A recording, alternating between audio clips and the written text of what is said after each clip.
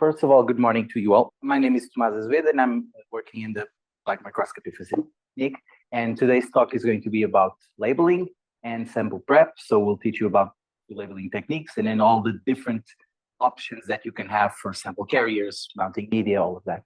So the first thing that I wanted to tell you, I'm part of the D&D group here at the LMB, and this is an image that Felix made with AI. And it's funny because there are a few parallelisms between light microscopy and D&D, believe it or not. So first of all, D&D depends on really carefully planned plans. They end up failing a lot. But in light microscopy, you also depends on careful preparation, but sample preparation and good protocols. And it works much more consistently than the plans in D&D.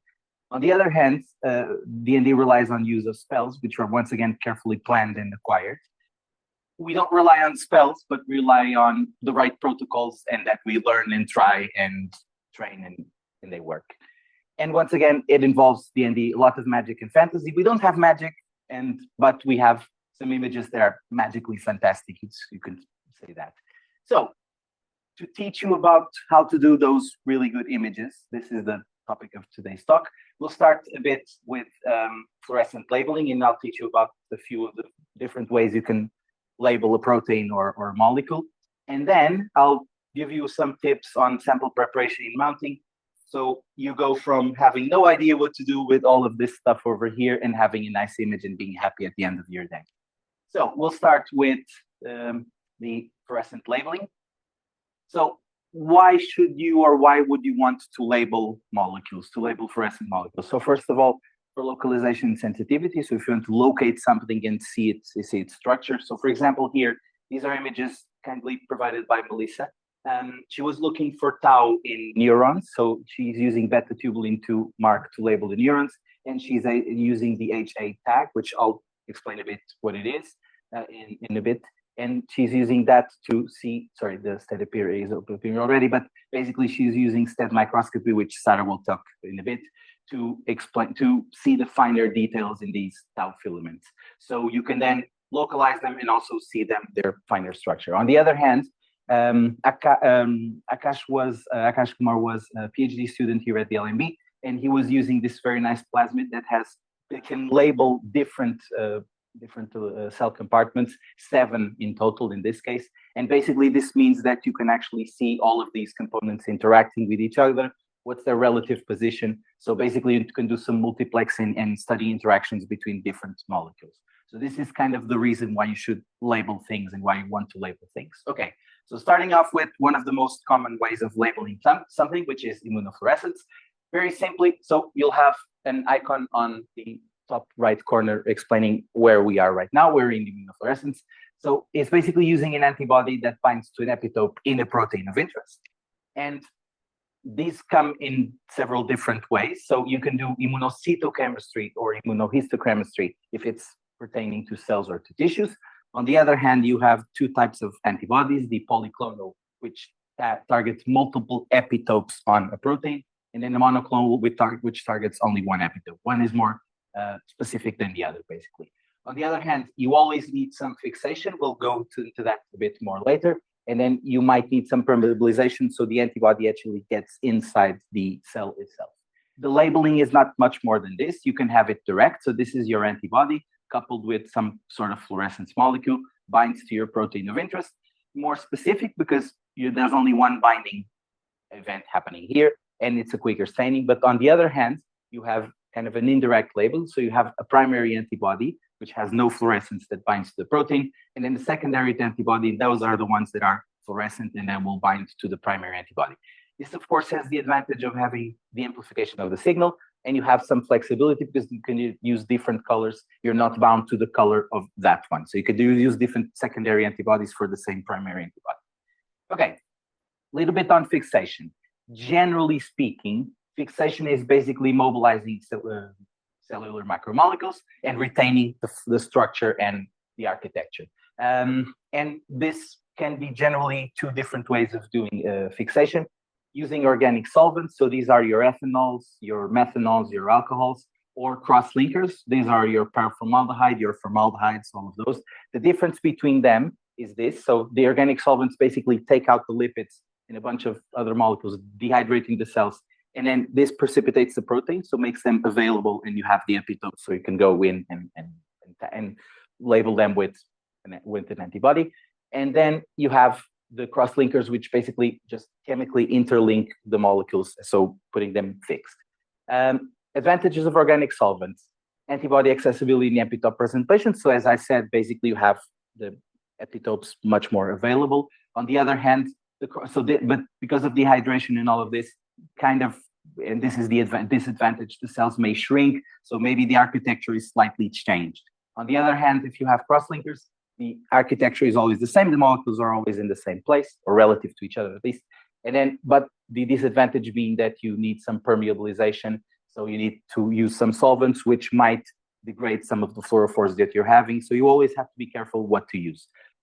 As with any other thing, if you have an antibody, just check the data sheet. It's your best friend there. So you want to just check it and see which is the fixation method, permeabilization, whatever. And if you don't have a commercial antibody, just test different conditions. Start with someone that used it before, what they were using for a similar thing, and then go from that point onward. Okay, antibodies. We've been talking about antibodies. What are they? So this is normal conventional antibody, an immunoglobulin, about 150 kilodaltons. So these are composed by the Fc fragment, which is basically always the same, and then the Fab fragment, which has the antigen binding site, and this one is variable depending on the antibody, what it binds to. The Fc fragment has 2 heavy chains, the Fab fragment has heavy chain and light chains. Then you have the Fab fragments, which is basically using only the Fab portion of the antibody.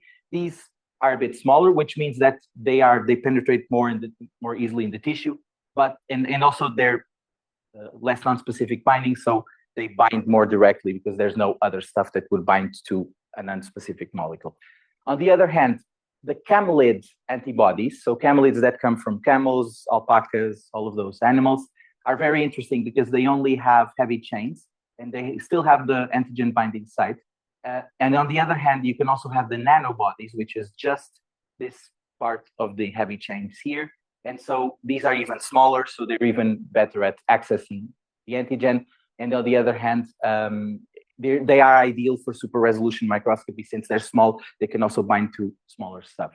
We have actually a facility in-house with Mary being in charge of it that can produce nanobodies. And apparently you can also even see the alpacas that are producing those antibodies. So there's also a nice tour there. I said before that antibodies are coupled with fluorescent dyes or fluorescent molecules. How does this happen? So they can be coupled with, so these dyes are usually small molecules, and there's a great variety of molecules. There's the Alexa Fluor, which many of you have already heard or used, the Atto, which some of them are good for super resolution once again, the Psi5, Psi3, Psi whatever. And as you can see, there's a lot of them that cover the spectrum of light, and not all of it, of course, but you have different fluorescences, so you can combine them in different ways. For example, here, these are GATA cells, and these cells have been labeled with 3 different antibodies, or with antibodies with 3 different fluorophores. So 488, 555, and 647, which is the purple. So you end up with something like this, where you can have these fluorophores just covering the spectrum, being as far away from each other as possible, but we'll get to that in a bit later.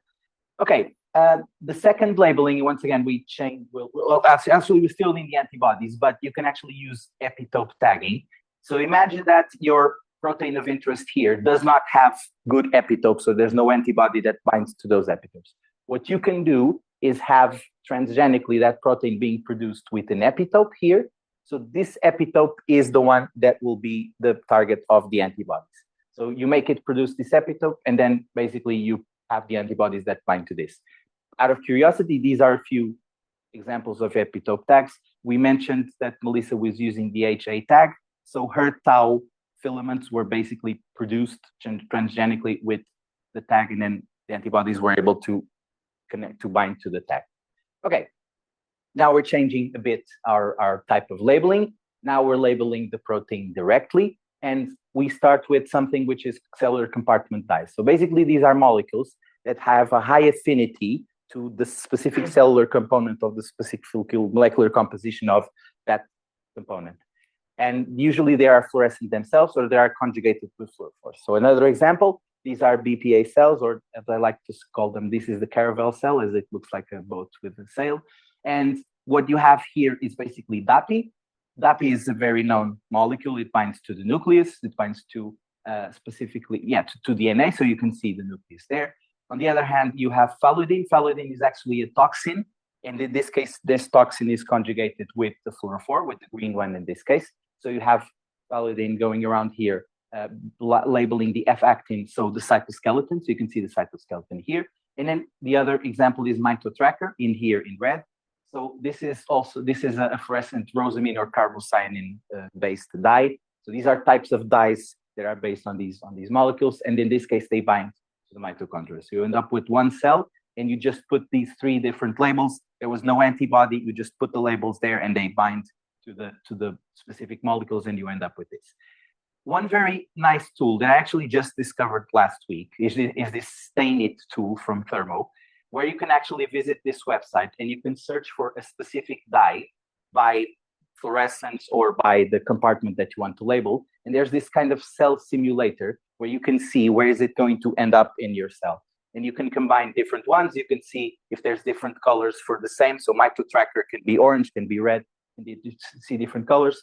You see the cell and then you see the spectra. And funny thing, it even has a link directly to actually buy the stuff. I'm not a representative of Thermo. I don't gain any money by saying this. Another type of labeling, fluorescent proteins, fluorescent fusion proteins. So this is basically having a fluorescent protein fused with your protein of interest. Of course, GFP is one of the best known proteins. It was discovered in the Aquaria Victoria, the jellyfish. And since then, a lot of variants have been discovered. So for example, the RFP, which comes from Discosoma, and other ones were made from the GFP with different colors. So the idea is that you have these proteins fused to your protein of interest, which means you can do things like tracking, you can do things like studying when are they produced, so like dynamics, translation dynamics, things like that. Of course, the way to make these fusion proteins is a bit more complicated. So there's usually some kind of transgenics involved. So you can transfect them, you can do electroporation. There's a lot of systems, but systems like, for example, the CRISPR-Cas9 system allows you to bind all of the endogenous proteins instead of having a few of them with the fusion protein and a few of them without just the endogenous. They're just don't have the fusion protein. Once again, there's a very nice tool that's called FP-based, so fluorescent protein-based. And as you saw there, I put RFP, which is now actually called BS-RED. So you can see its family, you can see the excitation wavelength, you can see the emission wavelength, and then it shows even more stuff like the structure itself. So a few literature, a few references in case you need them. So there's a bunch of things that you can search here in the fluorescent protein database. It's a useful tool here. A few examples of these. So for example, this is a time-lapse movie from Kate McDowell, where this is a mouse embryo with histone 2B fused with GFP, which means that you can see all the nuclei here and the embryo is basically growing. So you can see all the cells just moving and contributing to the embryo growth. This is elongation, anterior, posterior. So you can do things like these, for example, in transgenics. This is an example from what I did in my PhD. So these are chicken embryos. I was electroporating them with a construct that was going to overexpress this gene here. And the idea is that for me to know where actually the cells were electroporated, I had to put basically a GFP gene here in the plasmid. And so this is where the cells ended up. And I can confirm that by in situ hybridization, which checks for where the RNA is being produced. So usually this gene is not expressed here. And now I could see fluorescence just connects completely where the cell is. So that's the thing. You can use it as a reporter for different things. Another example of fluorescent proteins are these kind of optical highlighter fluorescent proteins. So there's a bunch of those. So there are, for example, the photoactivatable. So in these fluorescent proteins, what you have is that you do some sort of illumination. The protein is not fluorescent and it becomes fluorescent. There's also the photoconvertible. So it's usually it's fluorescent in one wavelength, and then you illuminate it and it is switches to another wavelength. Or on the other hand, the photoswitchable, which can be turned on and off depending on the illumination that you put there.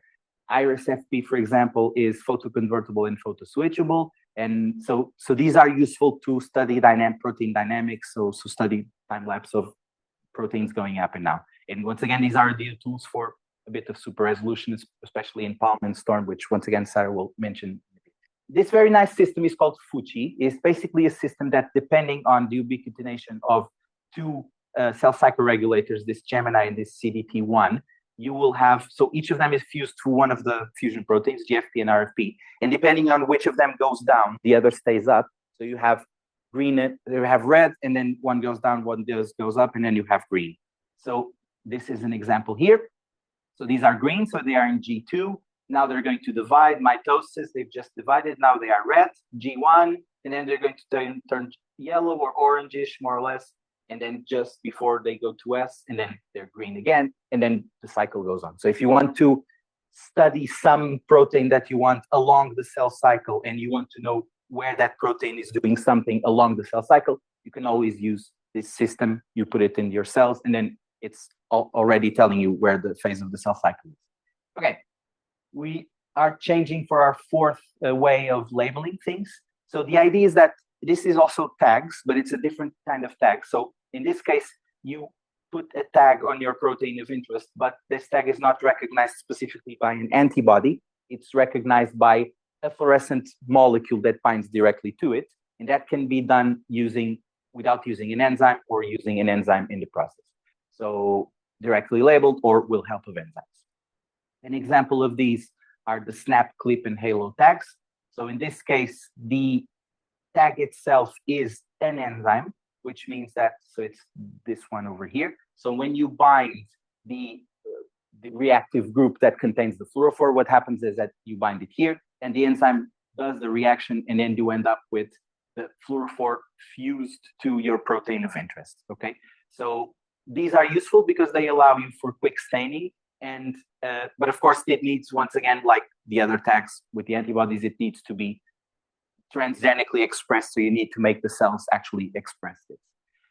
And once again, this allows versatility because you can have one tag and you can just put different molecules there. And this allows for orthogonal labeling, which is kind of labeling independently of the cell processes that are going around inside the cell.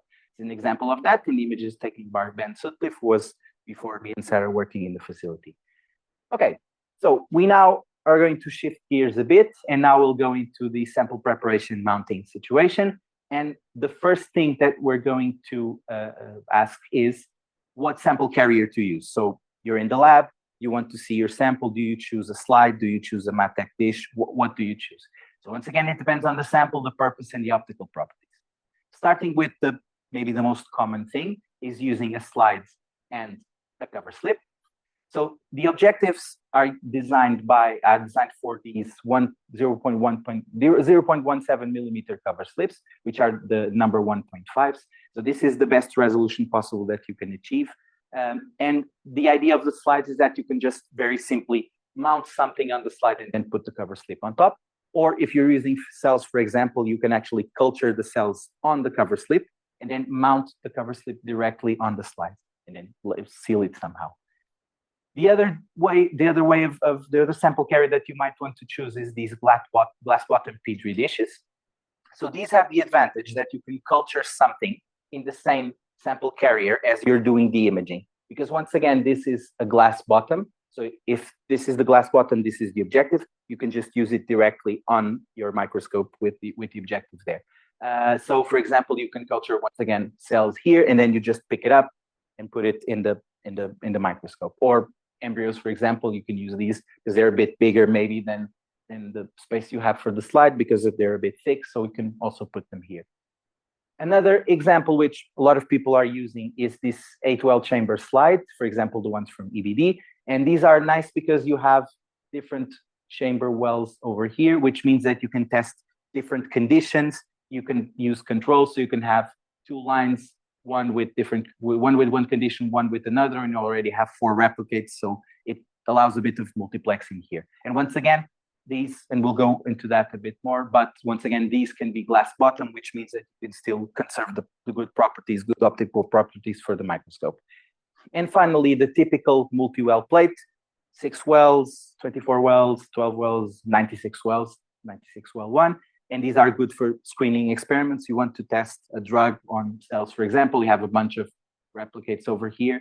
And the important part, and once again, this is common to many of all of these plates, is that the material of the bottom is important, because if it's plastic, this is the kind of image you get. So it's not the ideal for fluorescence. And if it's glass, it's the best thing you can get. But of course, these plates can be a bit expensive. So there's this kind of in-between situation, which is this cyclic olefin or olefin or other components like this. There's a bunch of information on this. We can provide you also with this. And so these are not as expensive as these ones, and the optical properties are at least good enough for what you might want to do.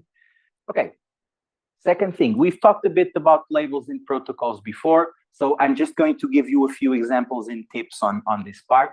So for example, when I was doing my master's, I was doing phalloidin in chicken embryos. And the funny thing is that if you're using methanol to dehydrate, which I had to use, the methanol basically destroyed phalloidin.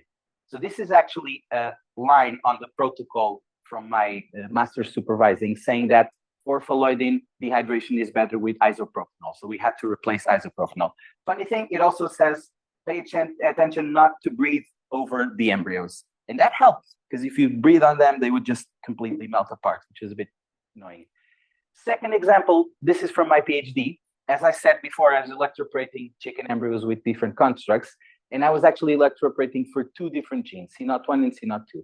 And we made the dumb mistake of having the same GFP, the same label, the same reporter in both of them, which meant that if we wanted to electroporate both genes at the same time, I would have no idea if these cells were electroporated with C0-1 or C0-2. What I should have done is have one of them with RFP, one of them with GFP. So if I have a yellow cell, it means that these 2 genes are being overexpressed. If I have a green cell, it's this one. If I have a red cell, it's this one. Okay. So these are the type of things that you can definitely think about. So think about the protocol that you're using and the reagents that you're using, and also think about the molecules that you're using, the fluorescent molecules. And once again, to help you with all of that, we have a very nice tool, which is our wiki that Sarah did an amazing job building. And so this has, as you can see, so you can go to any of our systems. You have information like the light source, the lasers, the filters. There's a bunch of information there. So if you're planning something, just go there, check it, and see if the information that you want is not there. If not, just come to us and ask us when we'll give you that information. Second thing, and once again, I'm not an employee of Thermo, but the Spectra Viewer is a very nice tool. And as you can see, you can plan, for example, an experiment with 4 different dyes and try to get them as far away as possible so you don't get a lot of bleed through from the fluorescence. So definitely use these tools, use a combination, and ask us if it's necessary. Third thing, what mounting media do you choose? What do you put in your sample before you put cover slip or something like that? So once again, this depends on if it's fixed samples or live samples, completely different from one or the other.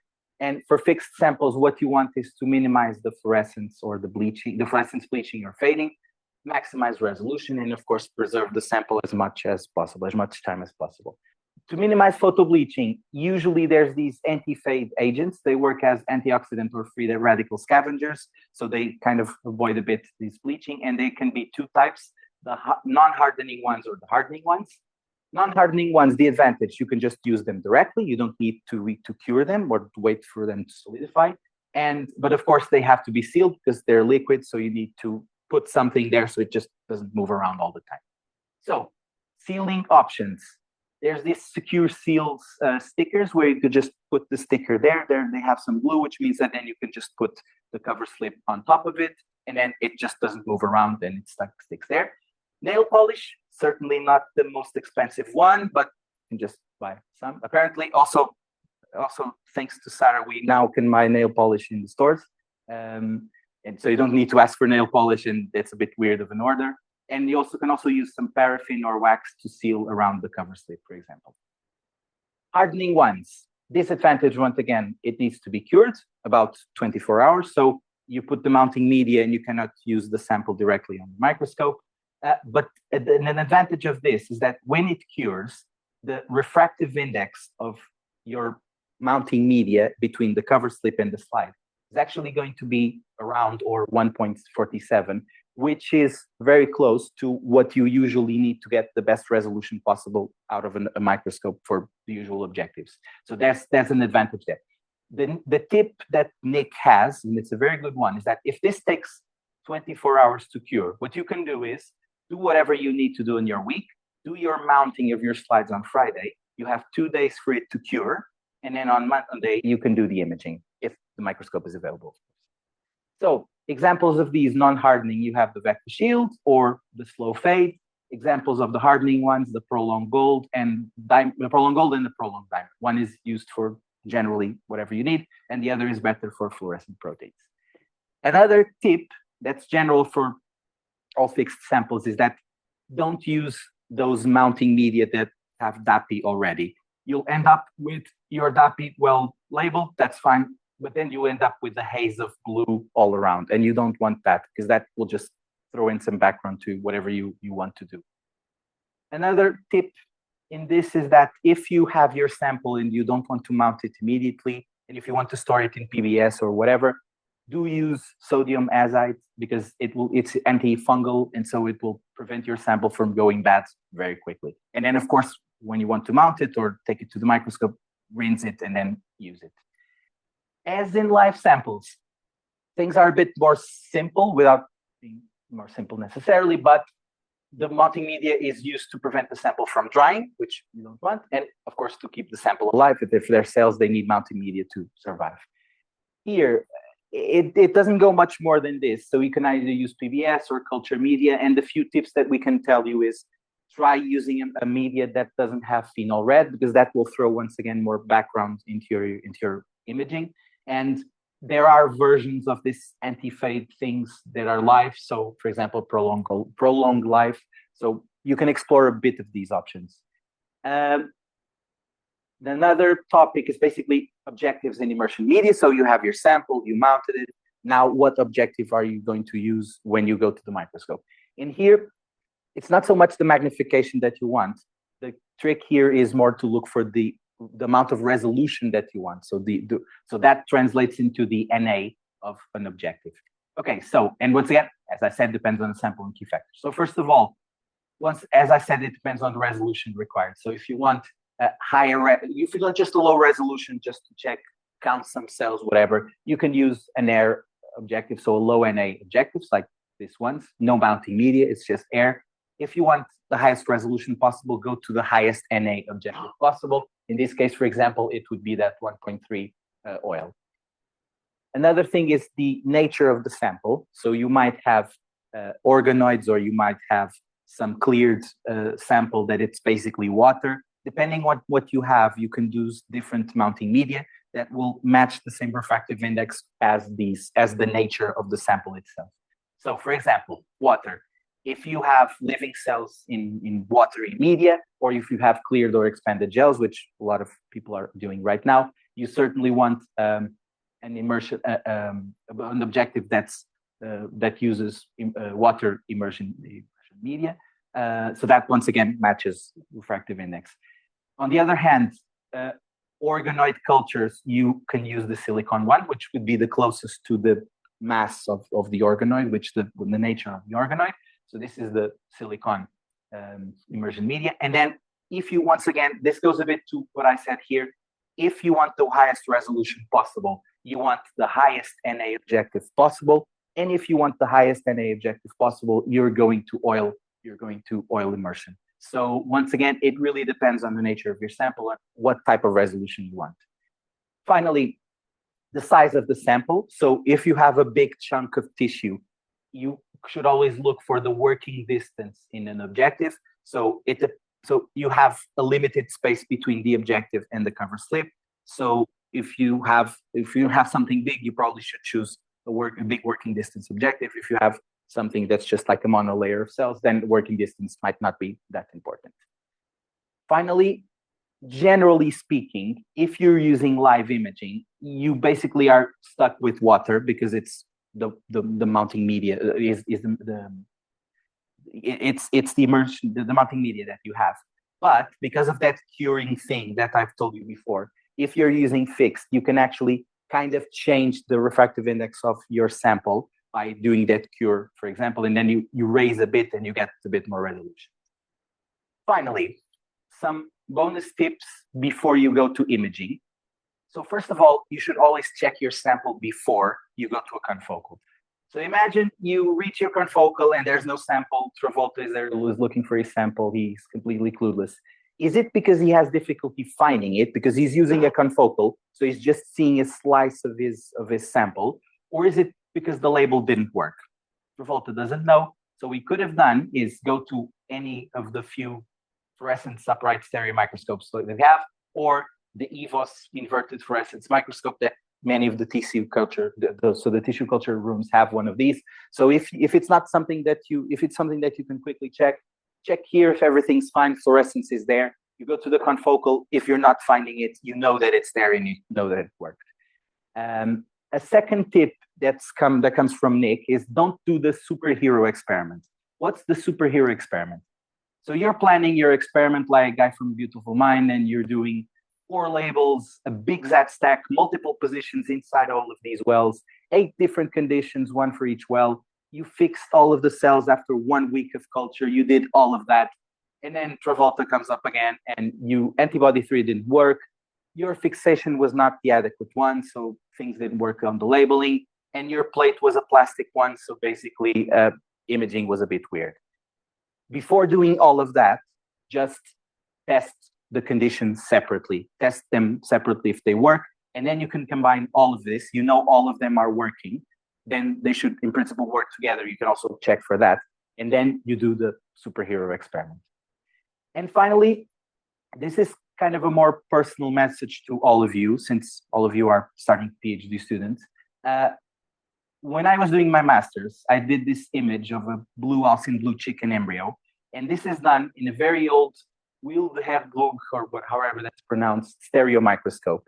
So I didn't have a confocal. I didn't have a fancy thing. And this image actually won the first prize on the popular vote of Nikon Small World in 2008.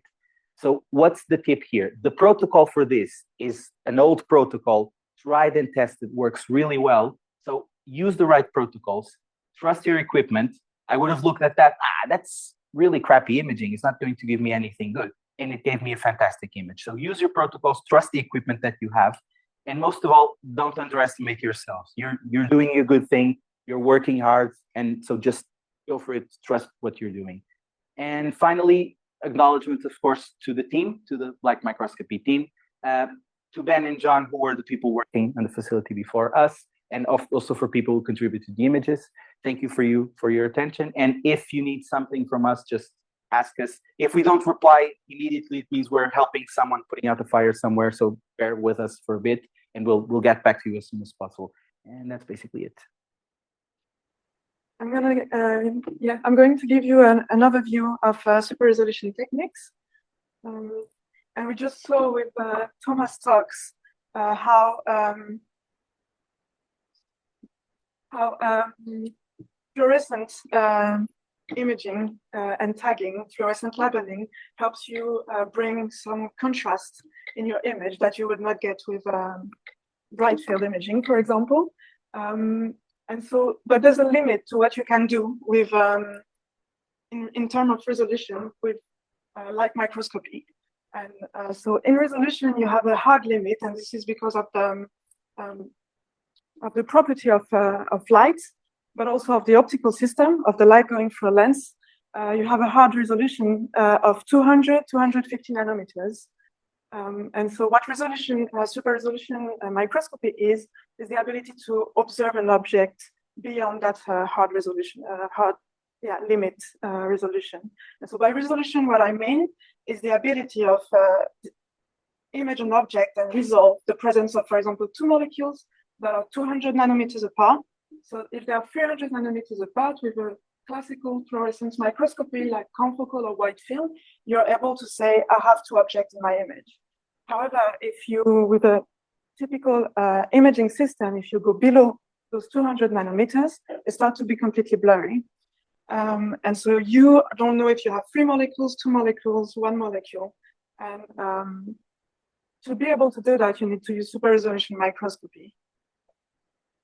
And so to explain what you reach that hard resolution limit, when you try to image a single point, so let's say 1 nanometer object, and you shine light into it, you collect the light through the lens, it goes through the aperture of the objective, and because the light is a wave, you have diffraction pattern.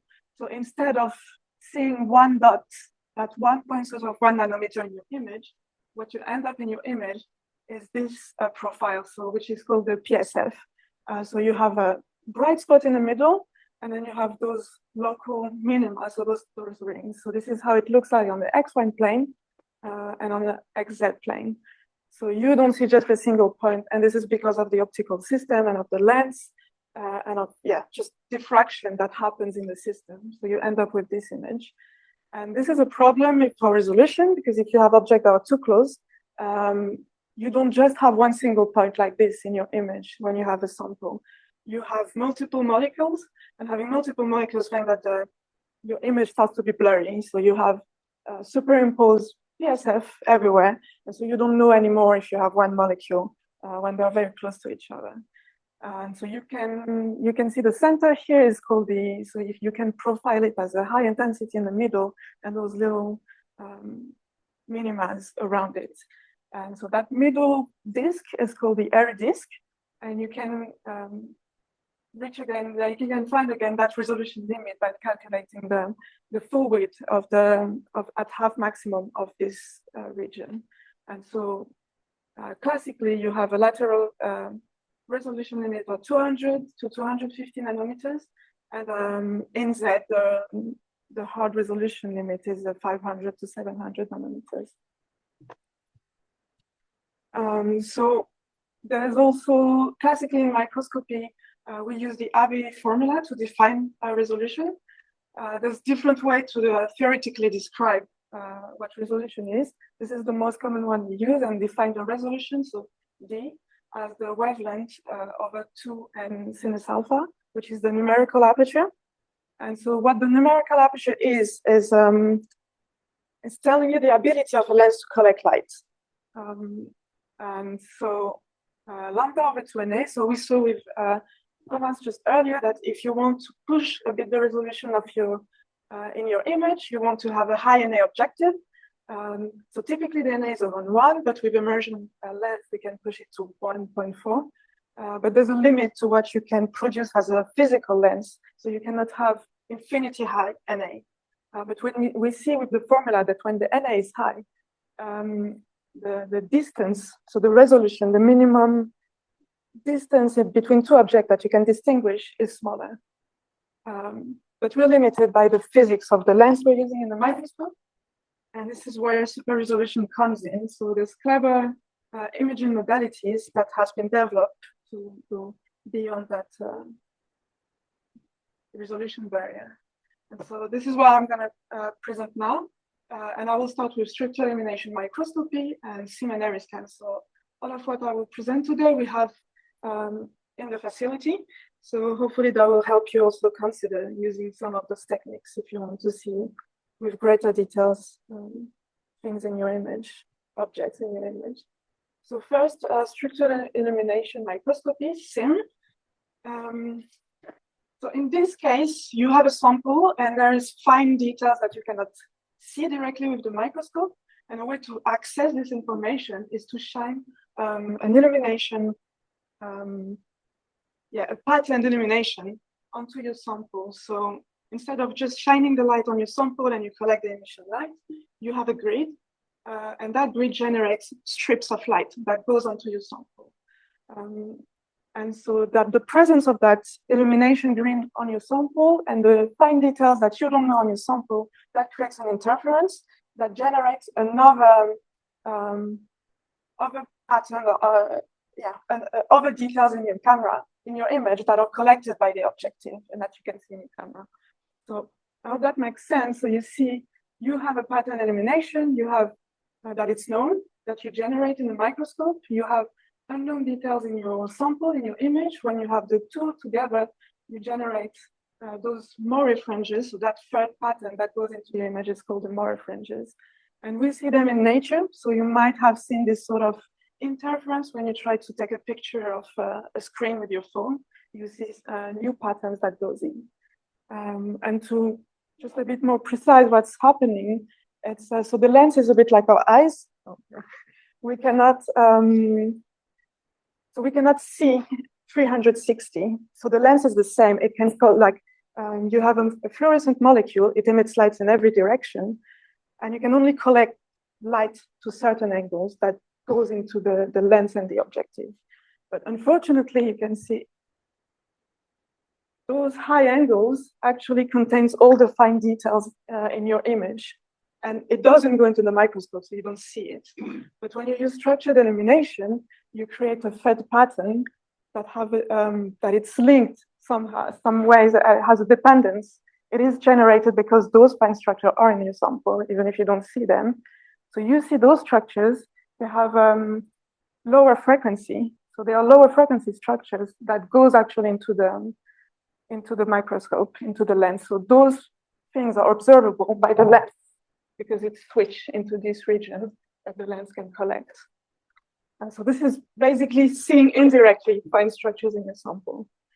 And so to do that, the signal is transformed in a Fourier transform, and then you have a reverse Fourier transform to recreate the image after acquisition. So that also means to be able to have this image, you have to take more than one image. And so typically SIM is recommended for a fixed sample, an immunostain sample. Because it's a structured illumination, you have to scan through the entire image. So you have typically 3 phases, so you cover the whole sample, but also rotations, so 3 to 5 rotations. And once you get this, this is like reconstructed post-processing, and you get the high resolution image. So this is what it looks like. You have the wide field image when you can see it's a bit blurry. The actin here that it's immunostain in green is a bit more blurry than when you go to SIM and you start seeing high details in your image. So that's for SIM. Now another structured illumination super resolution is the ARRI scan. And so here it's completely different. If you have a classic confocal system, you have a pinhole and then it goes to one detector. You can achieve a higher resolution with a confocal system if you reduce your pinhole to below 1 ARRI unit. So the ARRI unit is basically that high peak that PSF I was showing earlier. So you have this diffracted pattern, and you just collect the high peak of this pattern, and so you remove the out of focus light. But if you go even lower, you start achieving a bit of super resolution. And so this is what ARRIs can exploit, but with a specific detector. So it's an area detector when you have 32 detectors elements in an array. So you know the position, and each of those arrays only see the lights in the position they're located. So they collect all the lights. You don't trash any light like you would do with a normal confocal. And each of these detectors acts as a single pinhole of 0.2 ARRI units. So that gives you higher resolution. And yeah, so the advantage is that you don't trash any light as you would do with the normal confocal mode. And you get a sub ARRI scan, a below 1 ARRI unit size where you acquire the signal in the detector. So once you have this image by pixel reassignment, because the area is registered with the detector, so you know where relative to the ARRI unit, where the different detector picks up the signal. So pixel reassignment and classically deconvolution, then you achieve a super resolution image. So it is a bit slower than doing just a regular confocal image, but still you can do live imaging or fixed imaging with the ARRI scan. So now I'm switching to another. So that was for the structured illumination microscopy. Now I'm switching to different type of super resolution technique, which is simulated emission depletion STED microscopy. And in this case, so we also have one downstairs here, like a confocal and STED. So in this case, you have to say it as you start as a classic confocal, where you have a beam that excites your sample, so it's laser scanning. So you excite the spot, but then just on top of it, you superimpose a donut. a specific wavelength, and that donut is able to switch off the fluorescence. So, and because it's a donut, you can see that in the middle you have a dark spot. So you have the donut doesn't. Yeah, you don't have any photons there, so it's a pure zero that goes on top of your excitation spot. And in essence, what it means is that it reduces the PSF. So you switch off all of the fluorescence around, and you reduce the spot in which you're looking at. And by doing this, you achieve super resolution. So how the state beam works? This is the stimulated emission part. You excite your molecule. And when the molecule is excited, it sees the state beam, and instead of emitting fluorescence, it straight away goes back to the ground state without emitting a fluorescent photon. It is emitting a photon as the self-wavelength of the state, so it means that it's not visible anymore. And so you're looking only at that dot, black dot in the middle of the donuts. So this is it's often said as an engineered PSF.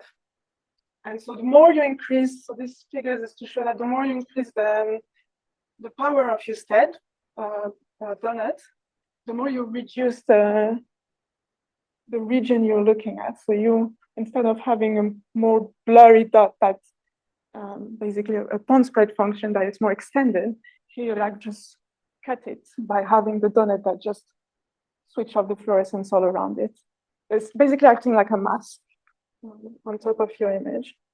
And so with this, you can reach a resolution below the 100 nanometers.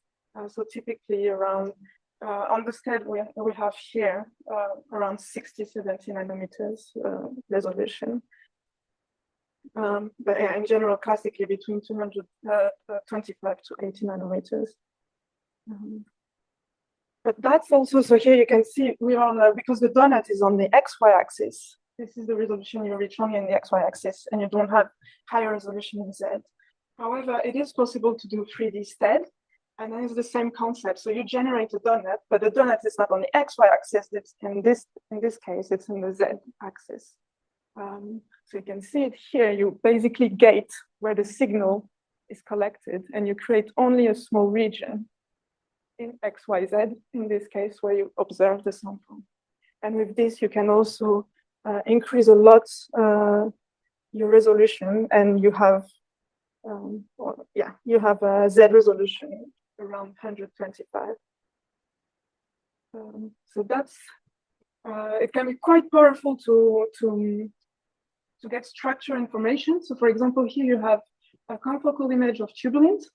And when you go to STED, you can see, especially on the top, that what you could think as of just one single fiber is actually 3 small fibers.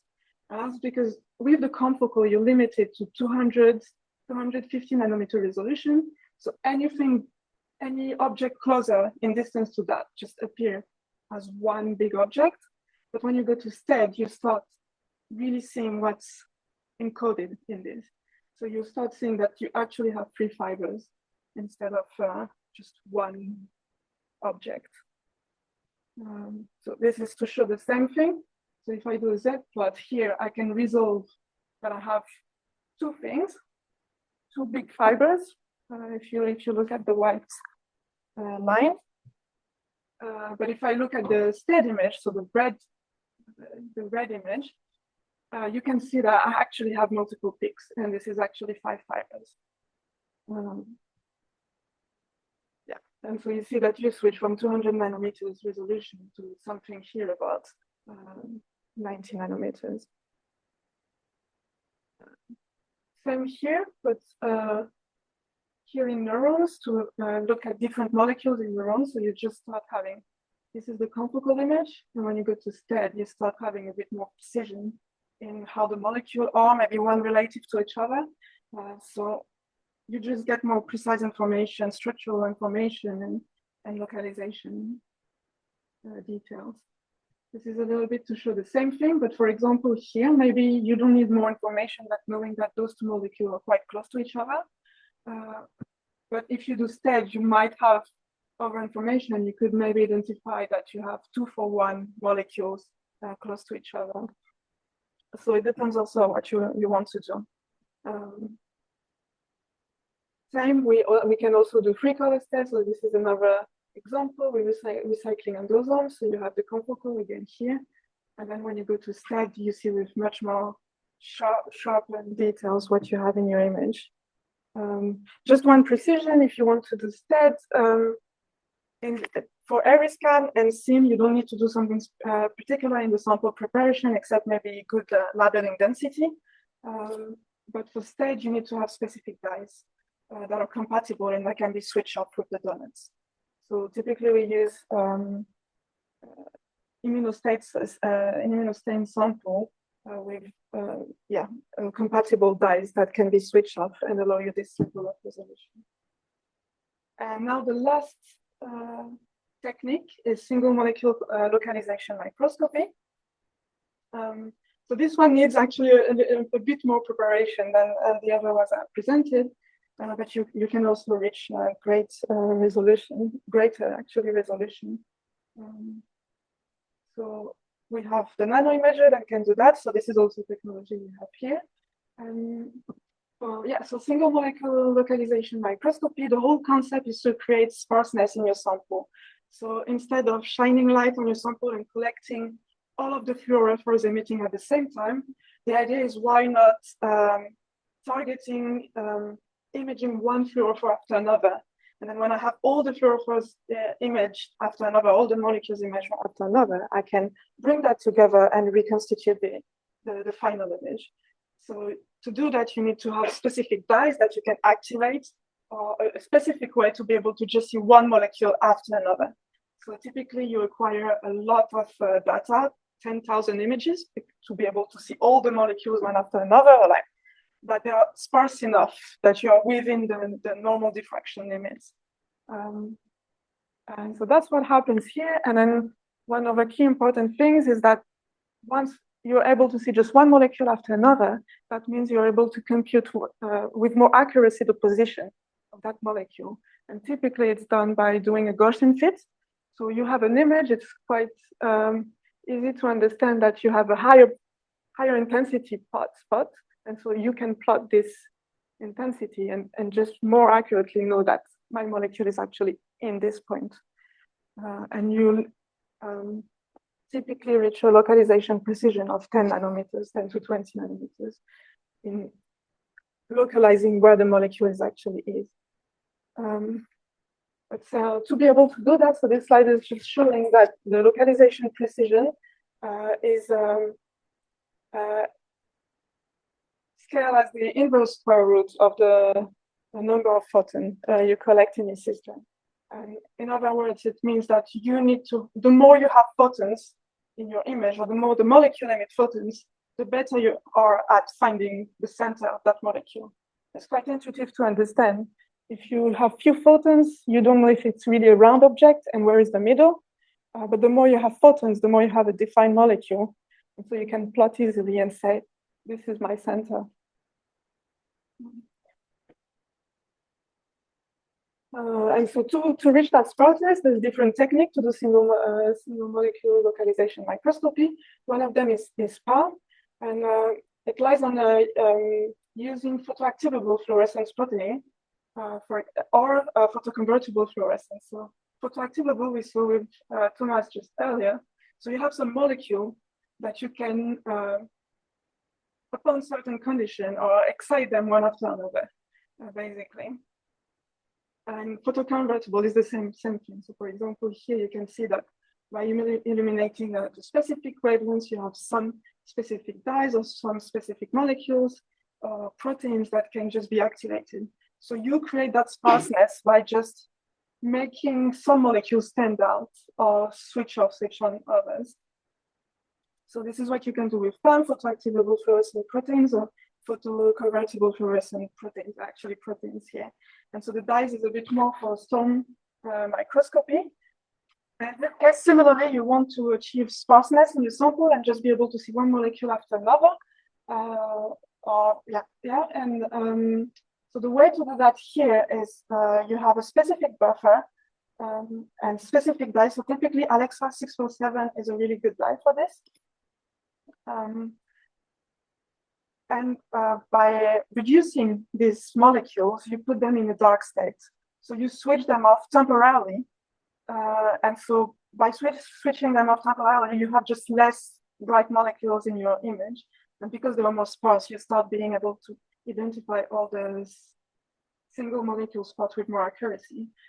And you can, so they eventually will go back to the exciting states and emit again, but you can accelerate this process by oxidation or by using typically a blue light, so 4 or 5.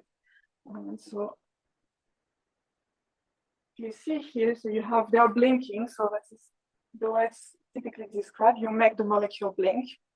And so because they are blinking, you have some that are in the off state, some that are in the on state.